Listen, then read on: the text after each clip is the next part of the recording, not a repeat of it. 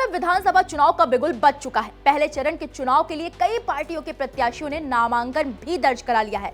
इस बार के विधानसभा चुनाव में एलजेपीआर का नेतृत्व कर रहे चिराग पासवान की खूब चर्चा हो रही है। सियासी जानकारों का कहना है कि इस विधानसभा चुनाव में उनकी भी एक अलग परीक्षा है। बता दें कि रामविलास पासवान का 2020 में जब निधन हुआ तो लोक जनशक्ति पार्टी दोराहे पर खड़ी दिख रही थी। तब उनके बेटे चिराग पासवान ने पार्टी का नेतृत्व संभाला, केंद्रीय मंत्रिमंडल में शामिल होकर राष्ट्रीय स्तर पर अपनी विश्वसनीयता बढ़ाई और एनडीए के अंदर अपनी मजबूत पकड़ बनाई।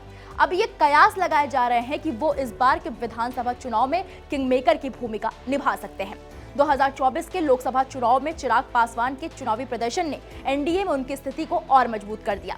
लोजपा ने बिहार में 5 सीटों पर चुनाव लड़ा और 5 पर जीत हासिल की, जिससे उनकी सफलता दर 100% रही। पार्टी ने राज्यों में लगभग 6% वोट शेयर भी हासिल किया, जिससे ये साबित होता है कि चिराग राजनीति की लंबी पारी खेलने वाले हैं। अपने आप को पीएम मोदी का हनुमान बताने वाले चिराग पासवान विधानसभा चुनाव के पहले कई बार नीतीश सरकार को घेर चुके हैं। वो उस समय बिहार सरकार से नाराज चल रहे थे।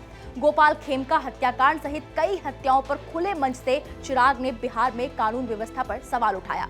बिहार में अपराध पर सवाल उठाने के साथ साथ चिराग ने कई मंचों से बिहार फर्स्ट, बिहारी फर्स्ट के एजेंडे को आगे किया।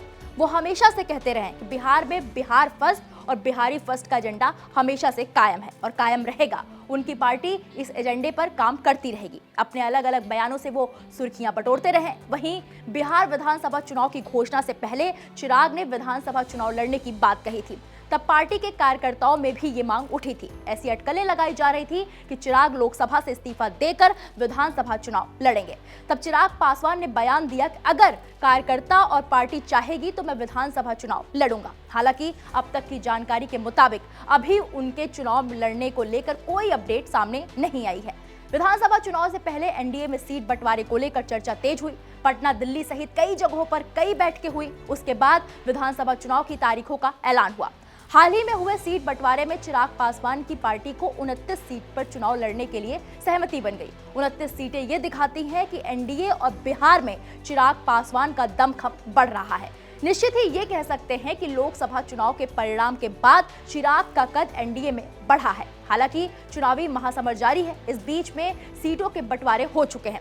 पहले दौर के नामांकन भी हो चुके हैं। पहले चरण में कुल 1976 नामांकन पत्र वैध पाए गए। विभिन्न पार्टियों से कई उम्मीदवारों ने नामांकन भर भी दिया है। दूसरे चरण के नामांकन की प्रक्रिया जारी है। ऐसे में बिहार विधानसभा चुनाव को लेकर 6 और 11 नवंबर को वोटिंग होनी है और रिजल्ट 14 नवंबर को आएगा। चिराग पासवान की एलजेपीआर इस बार 29 सीटों पर दावेदारी पेश कर रही है। अगर विधानसभा चुनाव में उनकी ज्यादा सीटें आती हैं और सरकार बनाने में उनकी पार्टी की अहम भूमिका होगी।